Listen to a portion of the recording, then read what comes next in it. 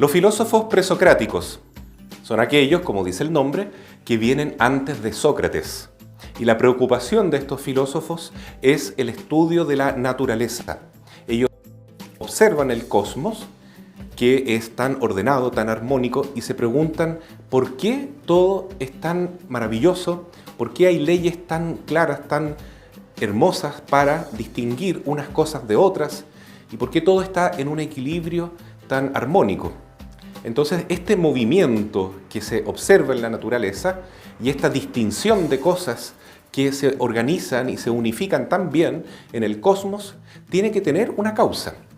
Esa causa, ya lo dijimos, es el arjé, el principio de todo el universo, de donde se origina todo, de donde viene todo, lo que le da unidad a todas las cosas que vemos.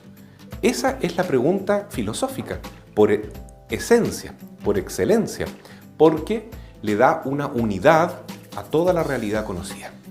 Entonces, el arjé va a ser la gran pregunta de los primeros filósofos. El primero de ellos es Tales de Mileto, que se ubica entre los siglos 7 y 6 a.C. Mileto era una colonia griega, como ya hemos visto, situada en Asia Menor, Turquía, mirando hacia la península griega. Es una colonia donde se desarrolló la cultura, el comercio griego, el contacto con otras civilizaciones, y era un lugar muy adecuado para el fomento de la filosofía, de la ciencia. Qué emocionante ver este momento de la historia en que ya las cosas no se explican solamente con mitos, sino también con la razón, con la experiencia y con la ciencia humana. Bueno, ¿qué se pregunta entonces Tales de Mileto, este primer gran filósofo? ¿Cuál es el arjé? ¿Cuál es el origen, el principio del universo? Esa es la pregunta que importa. Por eso él ya es un gran filósofo. No importa tanto la respuesta que él dio, porque ella fue después contestada o mejorada por filósofos posteriores, pero no la pregunta.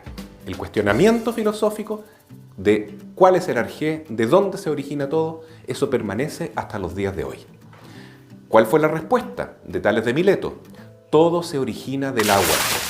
La verdad es que Tales de Mileto viajó mucho por el mar, estuvo en Egipto, vio también cómo las pirámides y el desarrollo de la matemática, de la geometría, era tan importante para la ciencia, pero lo que le encantaba a Tales de Mileto, junto con observar las estrellas y el desarrollo de las cosas y el orden y el equilibrio entre ellas, es que todo procede del agua.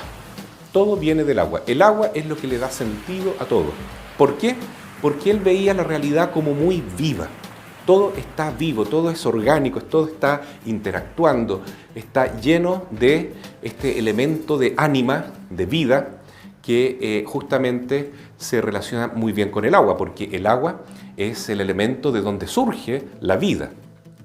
Bueno, entonces esa es la respuesta de Tales de Mileto. Pero él tiene un discípulo que se llama Anaximandro, que considera que el arjé, el principio del universo, no puede ser algo tan concreto. No podría ser algo determinado como el agua, o el aire, el fuego, o la tierra.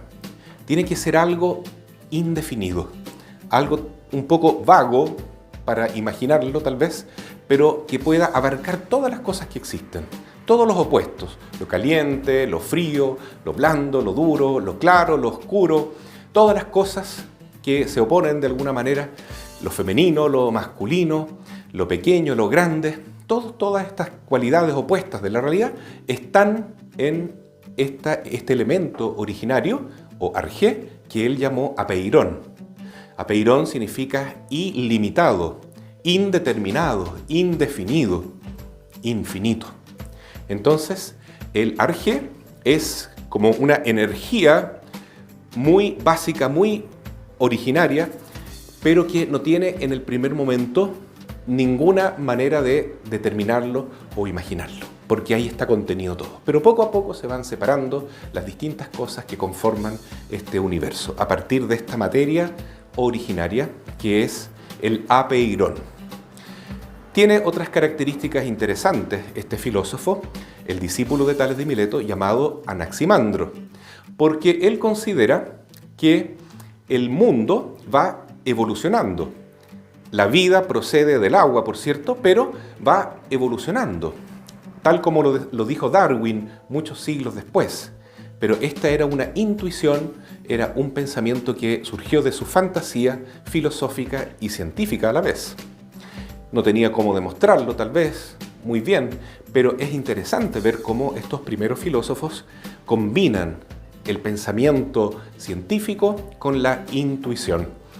Y además él consideraba que la Tierra estaba inmóvil en el espacio, era como un cilindro con una superficie plana y todos los continentes estaban juntos, rodeados de agua, el océano, y que los navíos, ¿no es cierto?, los barcos no podían alejarse mucho de la orilla porque se podían caer en el horizonte. Entonces la Tierra era plana, era plana. Y esta idea, que hoy en día la vuelven a retomar algunas personas, se mantuvo hasta el Renacimiento, es decir, 7 siglos antes de Cristo y después 15, 16 siglos más o menos. Es una idea bastante potente, entonces, desde el punto de vista filosófico. Sabemos que no está bien, pero es lo importante preguntarse cómo es la Tierra, cómo es el universo, cómo se organizan las cosas, cómo se equilibran, cómo interactúan. Y si encontramos después respuestas mejores, vamos abandonando las antiguas y vamos progresando. Así es la filosofía. Después de Anaximandro viene un tercer filósofo que también es de Mileto, llamado Anaxímenes. Este desarrolla su filosofía en el siglo VI a.C.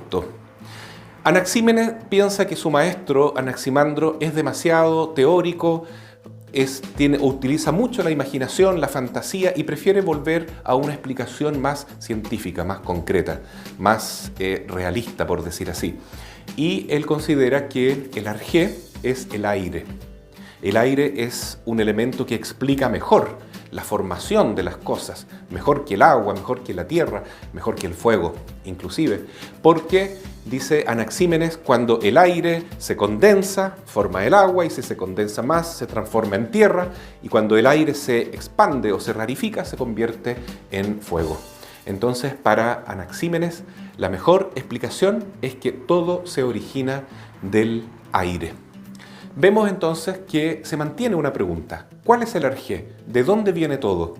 Las respuestas varían, van mejorando, van viéndose desde distintos ángulos, pero la filosofía se basa en este asombro ante la realidad y en esta gran pregunta: ¿cuál es la causa? ¿Cuál es el origen?